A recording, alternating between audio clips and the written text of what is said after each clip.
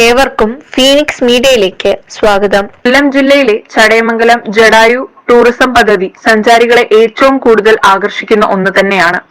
എന്നാൽ കുറച്ചു നാളുകളായി നിക്ഷേപകരും ജടായുപ്പാറ ടൂറിസം പദ്ധതിയുടെ നടത്തിപ്പുകാരും തമ്മിലുള്ള തർക്കങ്ങൾ വലിയ വിവാദമായി കഴിഞ്ഞതാണ്.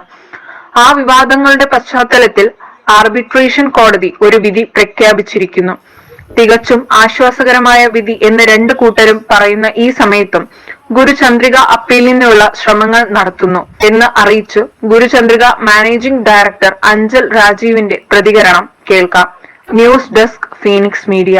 ആർബിട്രേഷനിലെ ഒരു വിധി വന്നു എന്നുള്ളത് ശരിയാണ്. ആ വിധി ഒരേ സമയം രണ്ട് കാര്യങ്ങളാണ് അതിനകത്ത് പറയുന്നത് വിധിയിൽ. അതുകൊണ്ട് തന്നെ ആ വിധിക്ക് ഒരു വ്യക്തതയില്ല. ആ വിധിയുടെ വ്യക്തതയ്ക്ക് വേണ്ടിയിട്ട് നമ്മൾ ഇതിന് അപ്പീൽ പോകും. അപ്പീൽ പോയെങ്കിൽ മാത്രമേ നമുക്ക് ഇതിന് ഒരു പൂർണ്ണമായ ഒരു വിധി വരാൻ കഴിയുള്ളൂ.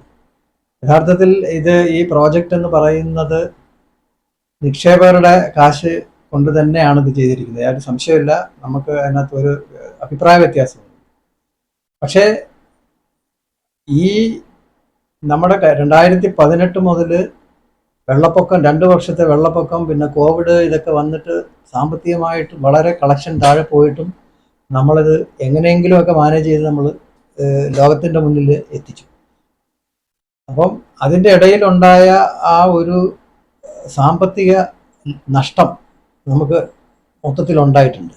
അതിനെ ഈ പ്രകൃതി ദുരന്തവും ഇത്തരത്തിലുള്ള പ്രശ്നങ്ങൾ കൊണ്ടാണ് എന്ന് ജനങ്ങളോടും നിക്ഷേപകരോടും പറയാൻ ഉത്തരവാദിത്തപ്പെട്ട ഇതിൻ്റെ ഡയറക്ടർമാരിൽ ചിലർ, അവർക്ക് മറ്റെന്തോ ഉദ്ദേശം കൊണ്ട് അവർ അങ്ങനെ കളക്ഷൻ ഇല്ലാതെ പോയത് എൻ്റെ കുഴപ്പമാണെന്ന് വരുത്തി വെച്ചിട്ട് ഇവിടെ ഒരു വലിയ, ഞാൻ അതിനെക്കുറിച്ച് വിശദാംശങ്ങളൊന്നും പറയുന്നില്ലെങ്കിലും ഒരു മത്സരമുണ്ട്. കാരണം ഇവിടെ രാജീവ് അഞ്ചൽ നിൽക്കണോ അതോ എനിക്ക് പകരക്കാരായിട്ട് വന്നവർ നിൽക്കണോ എന്നുള്ളതാണ്. ആ ഒരു മത്സരമാണ് നടക്കുന്നത്. അല്ല, നിക്ഷേപകരോട് എനിക്ക് യാതൊരു സ്നേഹമല്ലാതെ എനിക്ക് യാതൊരു അഭിപ്രായ വ്യത്യാസമില്ല. അവർക്ക് എന്നാണെങ്കിലും അവരുടെ സമ്പത്തിൻ്റെ വിഹിതം, അല്ലെങ്കിൽ അവർക്ക് അതുകൊണ്ട് ഗുണമുണ്ടാകണമെന്ന് ആത്മാർത്ഥമായിട്ട് ആഗ്രഹിക്കുന്ന ഒരാളാണ്. അത് ഇനിയാണെങ്കിലും നമ്മൾ അങ്ങോട്ട് അങ്ങനെ തന്നെ ചെയ്യുള്ളൂ. പിന്നെ ഇന്നലത്തെ വിധി എന്ന് പറയുന്നത് അത് ഒരു ചലഞ്ച് ചെയ്യാനുള്ള വിധിയാണ്. ചലഞ്ച് ചെയ്യാന്ന് പറഞ്ഞു കഴിഞ്ഞാൽ നമ്മൾ അപ്പീൽ പോകണം. അപ്പീൽ പോയി അതിൻ്റെ ഒരു വ്യക്തത നമുക്ക് കിട്ടേണ്ടതായിട്ടുണ്ട്. അതുകൊണ്ട് തന്നെ ഈ പറയുന്ന ഒരു വലിയ സംഭവം ഒന്നും ഇവിടെ നടന്നതായിട്ട് ഞാൻ ഇതിനെ ഒരു വലിയ കാര്യമായിട്ട് കാണുന്നില്ല. കാരണം ഇതുപോലെ ഇതിനു മുമ്പും വിധി വന്നപ്പോൾ ഇവിടെ വലിയ പ്രൊസഷനൊക്കെ നടത്തി ഇത് എനിക്ക് അനുകൂലമായ വിധിയല്ല എന്ന് പറഞ്ഞിട്ട് ഇവിടെ കയ്യേറാനൊക്കെ ശ്രമിച്ച സംഭവങ്ങളൊക്കെ ഉണ്ട്, മുമ്പ് തന്നെയുണ്ട്. അതുകൊണ്ട് എല്ലാം നല്ലതിന്, എല്ലാം നന്നായിട്ട് വരട്ടെ, എല്ലാം നന്നാവും. ഒരു വിഭാഗം നിക്ഷേപകരുമായിട്ട് അതിൻ്റെ തലപ്പത്ത് നിൽക്കുന്നവർ മാത്രമായിട്ട് അവരുമായിട്ട് എനിക്ക് അഭിപ്രായ വ്യത്യാസമുണ്ട്.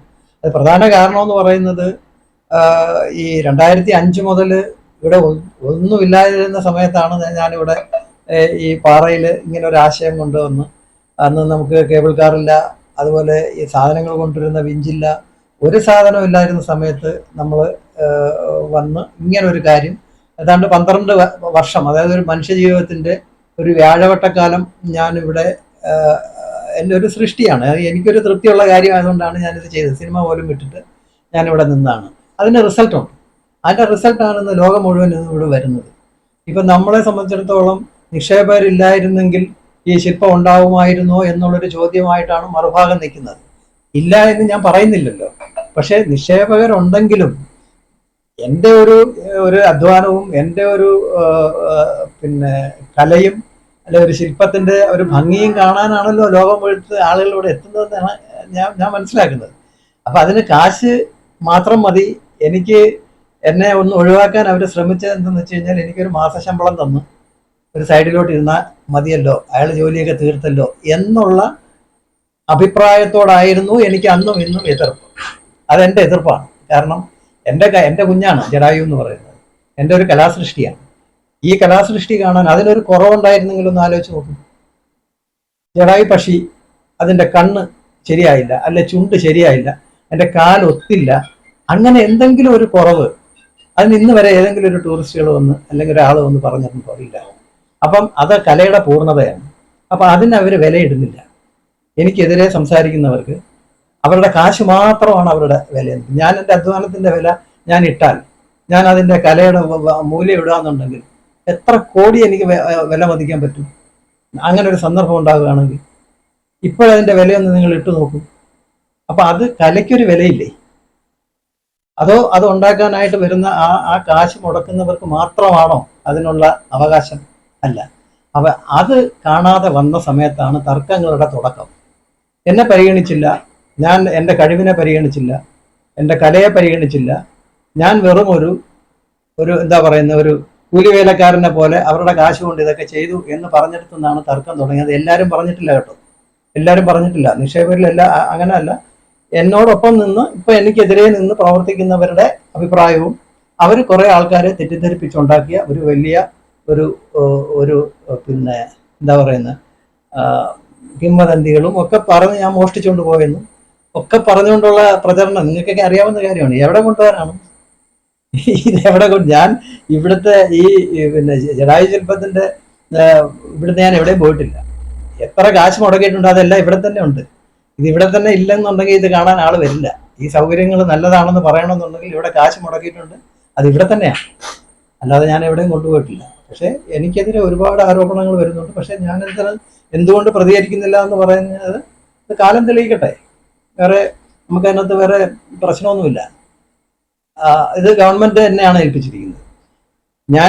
എനിക്ക് ലൈസൻസ് തന്നു, എൻ്റെ സബ് ലൈസൻസ് ആയിട്ടുള്ളവരാണ് ഈ JTPL ആണെങ്കിലും മറ്റ് കമ്പനികളെല്ലാം എൻ്റെ സബ് ലൈസൻസീസാണ്. അപ്പം എൻ്റെ സബ് ലൈസൻസീസിന് എനിക്ക് കൊടുക്കാൻ പറ്റുന്ന ഒരു പരിധിയുണ്ട്. ഗവൺമെന്റിന്റെ ഉത്തരവാദിത്തത്തിൽ നിന്നുകൊണ്ട് ഗവൺമെന്റ് 30 കൊല്ലം കഴിയുമ്പോൾ എന്നോടേ ചോദിക്കുകയുള്ളൂ, അല്ലാതെ JTPL മറ്റ് ഒരു വ്യക്തികളോടും ഗവൺമെന്റ് ചോദിക്കില്ല, എന്നോടേ ചോദിക്കുകയുള്ളൂ. ആ ഉത്തരവാദിത്തത്തിൽ നിന്നുകൊണ്ടാണ് ഇതിന്റെ പല ഭാഗങ്ങളിലും ഞാൻ കടുംപിടുത്തം കാണിക്കുന്നത്. കാരണം ഞാൻ ഇവിടുന്ന് ഒഴിഞ്ഞു എന്ന് വിചാരിക്കും, പിന്നെ ഈ പ്രോജക്റ്റ് ഇല്ല. അത് ഗവൺമെന്റ് എന്നെ ഏൽപ്പിച്ചതുകൊണ്ട് എനിക്ക് വേണേൽ സറണ്ടർ ചെയ്തിട്ട് പോകാം. അത് പിന്നെ ചടയമംഗലത്തിന്റെ നഷ്ടം എന്നല്ലേ എനിക്ക് പറയാൻ പറ്റുള്ളൂ. എന്നാൽ പറയാം അങ്ങനൊന്നും അല്ലല്ലോ, ഒരാൾ മരിച്ചു കഴിഞ്ഞാലും പിന്നെ ശിക്തികൾ ഉണ്ടാവുമല്ലോ എന്നൊക്കെ പറയുമായിരിക്കും. പക്ഷെ എന്നെ സംബന്ധിച്ചിടത്തോളം എന്നെ ഏൽപ്പിച്ച ദൗത്യമാണ് 30 വർഷത്തേക്കാണ്. അതിന് 30 വർഷം വരെ എനിക്കിതിന്റെ ചുമതലയുണ്ട്. ഇന്നത്തെ ഈ ഓർഡറിനകത്ത് പോലും ഇവർക്കിത് നടത്താനായിട്ടുള്ള അവരുടെ എഗ്രിമെന്റിനെ ഞാൻ ടെർമിനേറ്റ് ചെയ്തത് ശരിവെച്ചുകൊണ്ടാണ്. അത് വെച്ചാൽ അവരെ പുറത്താക്കാൻ പാടില്ലായിരുന്നു എന്ന് പറഞ്ഞിട്ടുള്ള ഓർഡറാണ്. എന്നുവെച്ചാൽ അവർക്കിത് നടത്താൻ അനുവാദം ഉണ്ട് പഴയതുപോലെ. പക്ഷെ അവർക്ക് ഞാൻ അനുവദിച്ചിരുന്ന സമയം പോലെ അല്ലെങ്കിൽ അത് കൊടുത്തിരുന്ന സമയം പോലെ അല്ല ഇപ്പോഴത്തെ അവസ്ഥ. ഇപ്പൊ അവർക്ക് നടത്താൻ കൊടുത്തു കഴിഞ്ഞാൽ ആ എഗ്രിമെന്റ് തിരിച്ചു വന്നു കഴിഞ്ഞാൽ ഇന്നത്തെ സാഹചര്യം എന്ന് പറയുന്നത് മറ്റ് കമ്പനികളും ഇവരെ പുറത്താക്കിയിരിക്കുകയാണ്. അപ്പൊ അവർക്ക് അവിടെ കയറി സ്വാതന്ത്ര്യത്തോടെ ഒന്നും ഇത് ചെയ്യാൻ പറ്റുമെന്ന് എനിക്ക് തോന്നുന്നില്ല. ഒരുപാട് പരിമിതികളുണ്ട്. പിന്നെ ഇതെല്ലാവരും കൂടെ ഒരുമിച്ച് ചേർന്ന് പോയാൽ എല്ലാവർക്കും നല്ലതാണ്. അങ്ങനെയും ആലോചനകൾ നടക്കുന്നുണ്ട്, അത് നോക്കാം.